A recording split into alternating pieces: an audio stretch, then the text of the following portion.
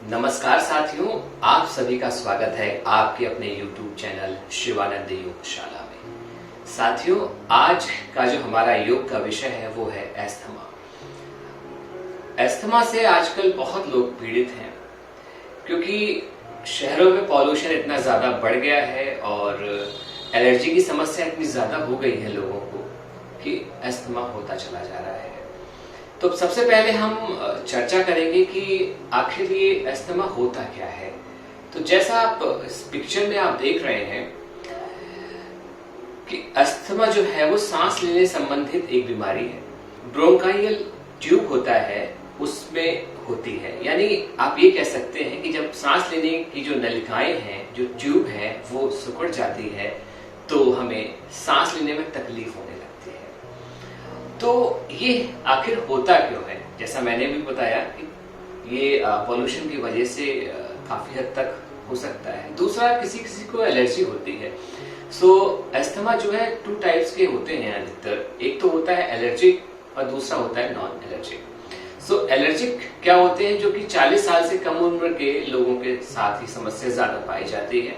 उन्हें पोलन की समस्या होती है, कभी कभी किसी खुशबू, कोई विशेष प्रकार की स्मेल से भी समस्या होती है। ऐसा करने से उनकी सांस उखड़ने लगती है, यानी वो सांसें तेज चलने लगती है और सांस लेने में तकलीफ होने लगती है। तो ये सारे विषय पर हम अब चर्चा करेंगे और साथ में ये समझने की अब कोशिश करेंगे कि योग के माध्यम से हम अस्थमा की परेशानी को कैसे दूर कर सकते हैं। अस्थमा के लिए योग। तो अस्थमा होने के कई कारण हो सकते हैं, जैसा कि मैंने आपको पहले भी बताया है। लेकिन योग अस्थमा के मरीजों का न सिर्फ बचाव करता है बल्कि उनके ऊपर नियंत्रण पाने में भी मदद करता है। भारत के महान ऋषि मुनियों ने योग की उत्पत्ति की, योग की खोज की और हमें ऐसा ज्ञान दिया है जिससे हम अपने रोग का उपचार कर सकें। तो इसी क्रम में आइए अब हम शुरू करते हैं अस्थमा के लिए योग। तो सबसे पहले मैं एक बात और बताना चाहूंगा कि जो भी हम आज योग अभ्यास करेंगे तो हमारा जो फोकस रहेगा वो हमारे अपने लंग्स की वाइटल कैपेसिटी को बढ़ाने में रहेगा। लेकिन एक बात का ध्यान रखें हमेशा कि जब आप थक जाएं तो रुक जाएं, शक्तियों का अतिक्रमण न करें। तो आइए सबसे पहले हम थोड़ा सूक्ष्म अभ्यास करते हैं, इसके बाद फिर मुख्य अभ्यास की तरफ बढ़ते हैं। तो क्या करना है आपको सुखासन में बैठ के या फिर खड़े होके या आप चेयर पे बैठ जाएं, जैसे भी आप बैठ सकते हैं बैठ जाएं। स्पाइन आपकी सीधी रहनी चाहिए। अब हम 3 सूक्ष्म अभ्यास आपको बताने वाले हैं। सबसे पहले आप अपने हाथों को इस प्रकार से रखिए और धीरे धीरे सांस को भरते भरते, जब तक सांस भरते भरते ही हाथों को ऊपर उठाना है और पीछे की तरफ चले जाना है। जितना आप पीछे जा सकते हैं जाइए। जब आप इस अवस्था में पहुंच जाएंगे तो आप महसूस करेंगे कि आपके जो लंग्स का नीचे वाला हिस्सा है वो डायफ्राम से लगने लगा। यानी जो 25% हिस्सा रहता है जिसमें कभी एयर पहुंच नहीं पाती, इस अभ्यास के करने से उसमें संकुचन होने लगता है, स्टिमुलेशन होने लगता है। यहाँ पर आप 5 से लेकर 10 बार तक सांस भरें और छोड़ें।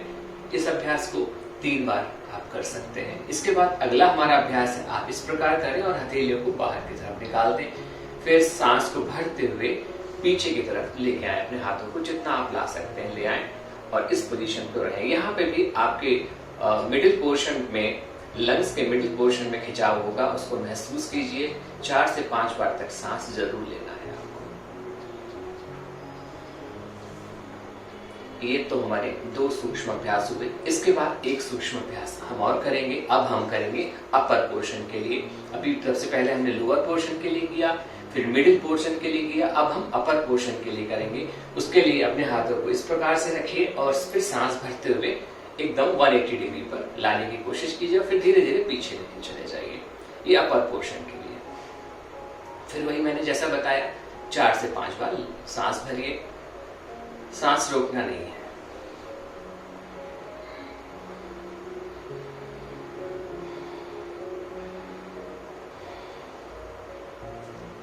बहुत अच्छा। ये रहा सूक्ष्म अभ्यास जो मैंने आपको सिर्फ एक बार करके दिखाया है, लेकिन आपको 3 से 5 बार इस अभ्यास को जरूर करना है। इसे आप करेंगे तो आपको तुरंत ही लाभ मिल जाएगा। अब हम अगले अभ्यास की तरफ बढ़ते हैं। अगला हमारा जो अभ्यास है वो है गौमुख आसन का अभ्यास। बहुत ही जबरदस्त अभ्यास है गौमुख आसन का अभ्यास। आइए इसको कैसे करते हैं मैं आपको बताना चाहूंगा। आप एक पैर के ऊपर दूसरा पैर इस प्रकार रख लीजिए, एकदम पैरेलल।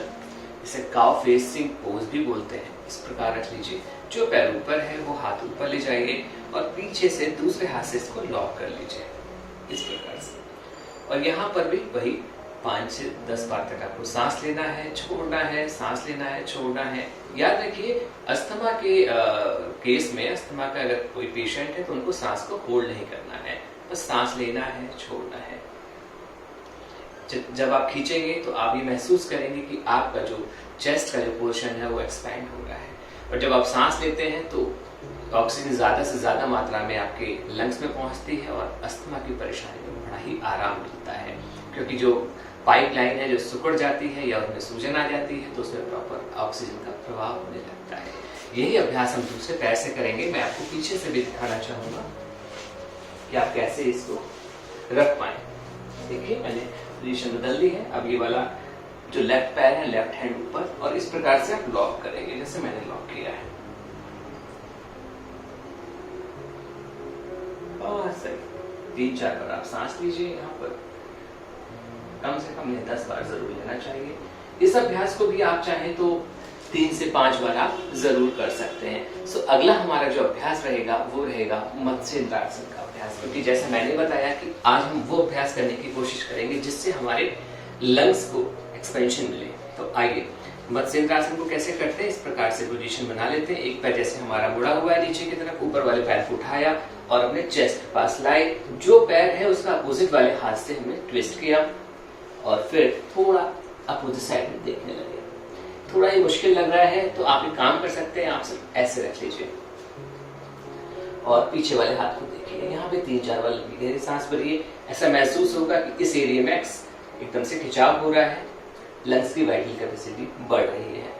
लंबी गहरी सांस भरते रहिए और छोड़ते रहिए।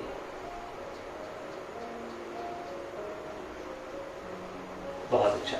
यही अभ्यास दूसरे पैर से करेंगे। नीचे वाले पैर को मोड़ लिया हमने और फिर ऊपर वाले पैर को उठाया और जो पैर है हमारा लेफ्ट है, लेग है मेरा, और मैं राइट हैंड को ट्विस्ट करूंगा इस प्रकार से, ठीक है। और इधर देखेंगे। 3-4 बार लंबी गहरी सांस भरेंगे। बहुत अच्छा। आप चाहें तो जैसा मैंने आपको बताया इजी, आप इस तरीके से भी कर सकते हैं। इससे भी स्पाइन में ट्विस्टिंग होगी और लंग्स में भी एक्सपेंशन हो रहा है, ठीक है। ये बहुत अच्छा है। इसके बाद अगला जो हमारा अभ्यास है वो हम वज्रासन में बैठेंगे और फिर मर्जरी आसन का अभ्यास करेंगे। आगे वज्रासन में बैठ जाते हैं। कुछ लोगों को वज्रासन में बैठने में तकलीफ होती है, अगर घुटनों में अगर कोई परेशानी है तो आपको शुरू के जो 2 आसन बताए हैं वो भी नहीं हो पाएंगे, तो आप सबसे पहले यहीं से शुरुआत कीजिए। वज्रासन में अगर बैठ पाते हैं तो अच्छा है, नहीं तो सीधा आप बॉक्स पोज में आ जाइए और यहाँ पर आके कैट पोजीशन यानी मर्जरी आसन का अभ्यास कीजिए। सांस को भरते हुए गर्दन ऊपर, सांस छोड़ते हुए नीचे। ऐसा 10 बार जरूर आपको करना है। इसे करने से भी एकदम लंग्स खुल जाएंगे आपके, प्रॉपर ऑक्सीजन पहुंचने लगेगी। बहुत अच्छा। सांस भर के ऊपर और सांस छोड़ के नीचे।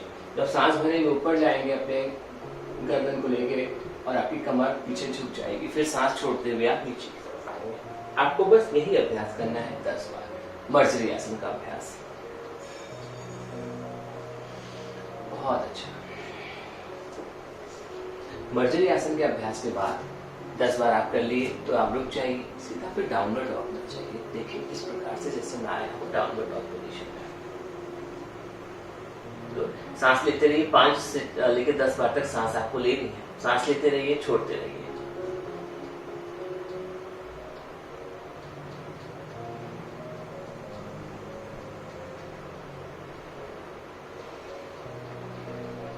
बहुत अच्छा, बहुत अच्छा। लंबी गहरी सांस लेते रहिए, छोड़ते रहिए। इसके बाद धीरे धीरे अपनी नीज को ड्रॉप कर दीजिए और आप अपने चेस्ट को नीचे लगा दीजिए, ठीक है। और सीधा मकरासन में विश्राम कर लीजिए अगर आप थक गए हैं, नहीं तो फिर सीधा हमें भुजंगासन बनाना है। सांस को भरते हुए कोबरा, इस प्रकार से कोबरा पोज बनाइए और सांस लेते रहिए और छोड़ते रहिए।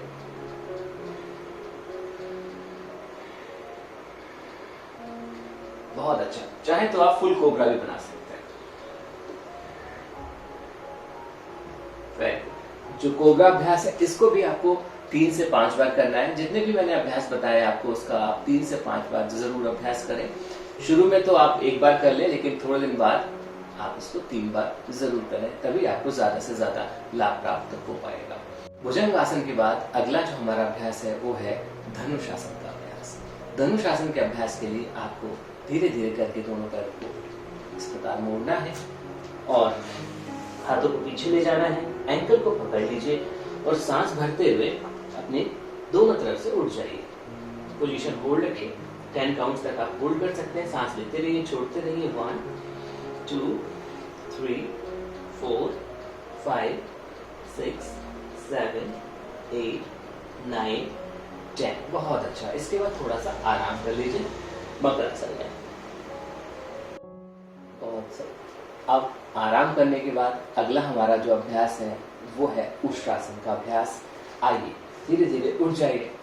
अब तक हमने 6 अभ्यास कर लिए हैं, ये हमारा 7वां अभ्यास है उष्ट्रासन का। आप घुटनों के बल बैठ जाइए और धीरे धीरे करके इस प्रकार उठ जाइए और ऐसे हाथ को लॉक करें और सांस को भरते हुए पीछे सांस ले लें और छोड़ लें।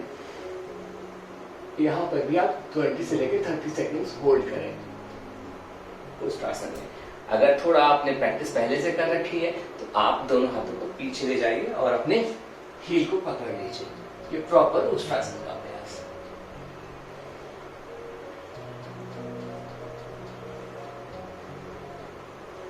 सांस लेते रहना है और छोड़ते रहना है, इसका विशेष ध्यान रखिएगा क्योंकि सांस आपको होल्ड नहीं करना है, क्योंकि अगर आप सांस होल्ड करेंगे तो आपको दिक्कत पड़ सकती है।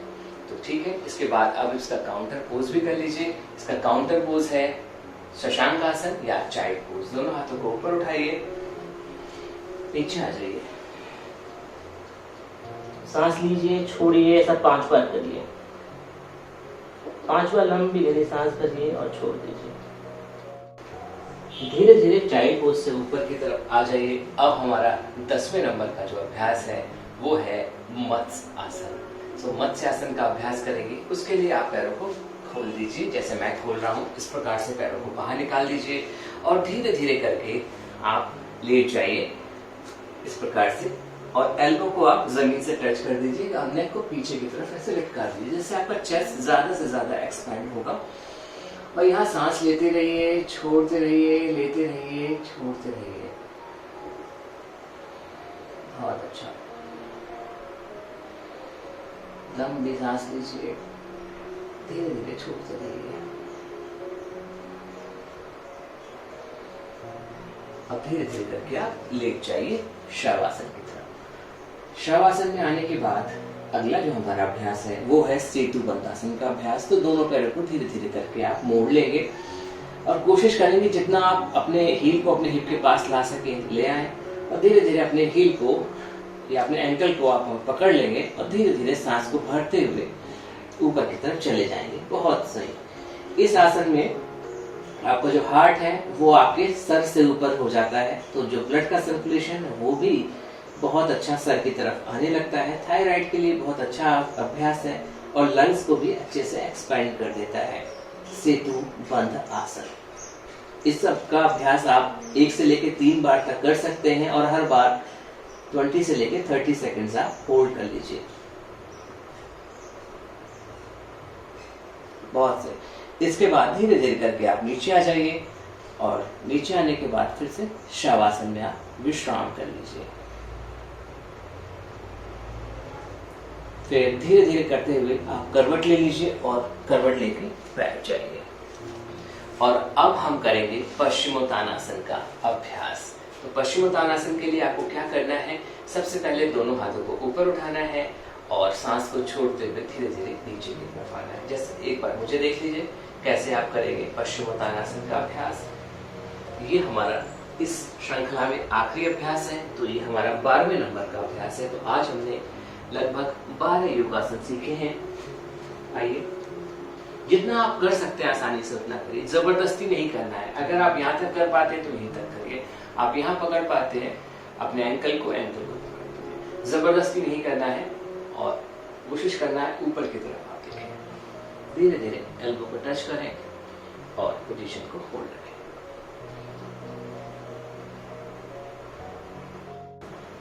इस अभ्यास के बाद थोड़ा सा काउंटर पोज भी आप कर सकते हैं इस प्रकार से। और अब आइए बैठ जाते हैं सुखासन में। और अब तो सबसे महत्वपूर्ण हमारा अभ्यास प्राणायाम है इस अस्थमा की परेशानी के लिए। तो सबसे पहले हम कपालभाति का अभ्यास करेंगे। कपालभाति का अभ्यास करने से आपके शरीर में प्रॉपर ऑक्सीजन पहुंच जाती है, जिससे अस्थमा की परेशानी में बड़ा ही आराम मिलता है। तो आइए शुरू करते हैं कपालभाति। इसका विस्तृत वीडियो मैंने एक बनाया हुआ है, उसका लिंक मैं डिस्क्रिप्शन में डाल दूंगा। आप उसको देख के कपालभाति को अच्छे तरीके से कर सकते हैं और सीख सकते हैं। तो यहाँ हम सीधा अभ्यास शुरू करते हैं। सबसे पहले आप 30-30 के सेट बनाएंगे 3। इसके बाद जब आप प्रैक्टिस करने लगेंगे तो 50-50 तक लेके चले जाएंगे। आइए सबसे पहले 30 काउंट्स में करूंगा आपके साथ। एक सेट, लंबी गहरी सांस भरिए, धीरे धीरे छोड़ दीजिए, फिर से भरिए। आइए पहला राउंड शुरू करते हैं कपालभाति का। ब्रीथ आउट,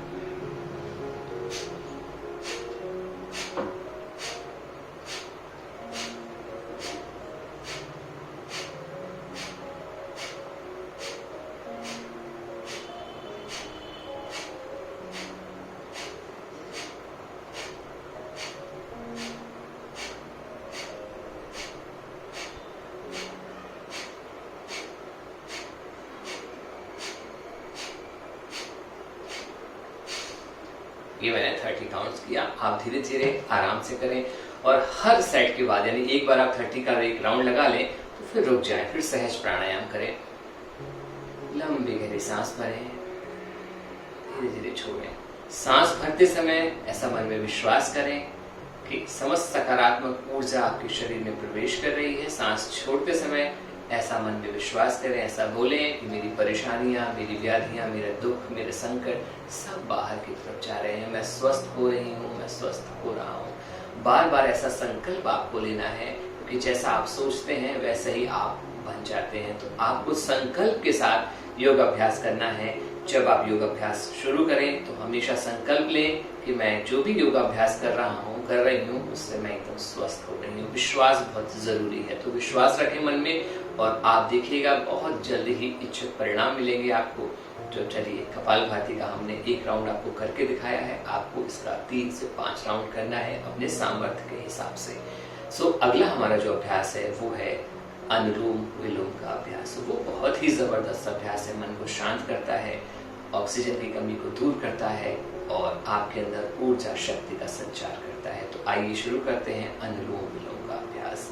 उसके लिए एक हाथ मुद्रा बना लीजिए, ज्ञान मुद्रा में बना लीजिए, और दूसरे हाथ से आप नासिका दृष्टि मुद्रा बना लीजिए। जो 2 उंगलियां हैं, पहली 2 उंगलियां आंख के चट पे लगा लीजिए। लेफ्ट नोस्ट्रिल से सांस लीजिए, राइट से छोड़िए, राइट से भरिए, लेफ्ट से छोड़िए, फिर लेफ्ट से भरिए, राइट से छोड़िए। अगर मुद्रा बनाने में थोड़ा समझ में नहीं आ रहा तो आप डायरेक्ट ऐसे भी कर सकते हैं जैसे मैंने किया है। याद रखिए 5 काउंट्स में इनहेल कर लीजिए और 5 काउंट्स में एक्सहेल कर लीजिए। ठीक है, फिर दोबारा से इनहेल करिए जिस नाक से एक्सहेल किया है, फिर दूसरी नाक से एक्सहेल कर लीजिए। Inhale, exhale. इस प्रकार से आप 3 से लेकर 5 मिनट तक जरूर अनुलोम विलोम का अभ्यास करें। इन सारे अभ्यासों को जो मैंने आपको बताया है, 12 योगाभ्यास और 2 प्राणायाम।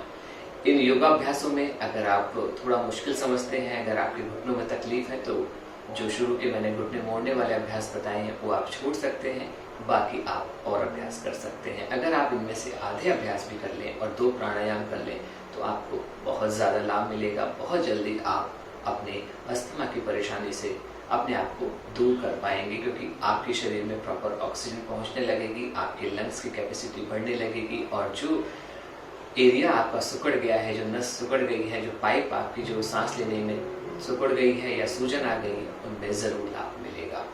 तो आज की वीडियो में बस इतना ही। अगले वीडियो में फिर आपसे मुलाकात होगी और एक नए विषय पर चर्चा करेंगे। तब तक अपना ध्यान रखिए, ख्याल रखिए और रोज़ योगाभ्यास कीजिए।